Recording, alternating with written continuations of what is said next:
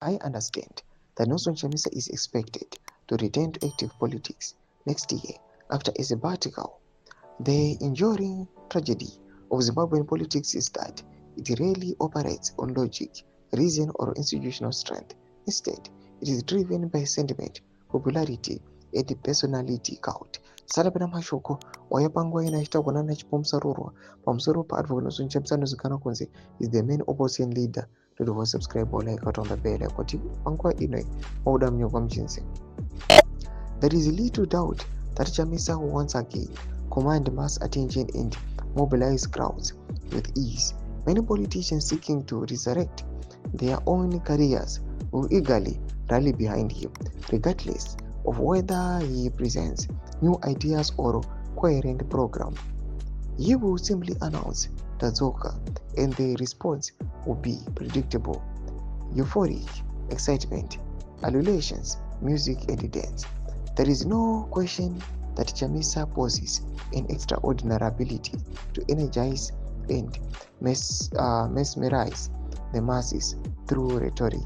I hold no personal animosity toward him. However, if he is genuinely committed to building a formidable political movement capable of challenging ZANU-PF, he cannot afford to be evasive with the truth. The uncomfortable reality is that Chamisa betrayed the voters who placed their trust in him in 2023. That truth must be acknowledged openly. He must accept responsibility and seek forgiveness from those who voted for him if he hopes to rebuild credibility. Furthermore, many voices within the opposition lay the blame for the collapse of the Citizen Coalition for Change solely at the fleet of TSHABANGU. While TSHABANGU undoubtedly played a role, it is intellectually dishonest to absolve Chamisa entirely. TSHABANGU's actions were partly driven by legitimate grievances that were never addressed. Chief among them, the imposition of candidates without due process. Chamisa's doctrine of strategic ambiguity also proved deeply corrosive. He ran the party as a personal enterprise: no formal structures, no Congress, no internal elections, only centralized authority and appointed loyalists.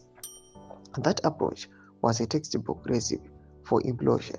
Even more damaging was the contradiction of presenting himself as a Democrat while presiding over an essentially unaccountable organization. Ndoma chikano yachitogwa panguva ino nachipomsarurwa pamusoro peissue yaNelson Chamisa. Panguva ino ari expected kuuya something new mugore ratiri kupinda ra2026. Pinda kumasection medu dzavhuro aimotodi pamusoro pechitiko ichi. Musana subscribe or like chitomba bell icon.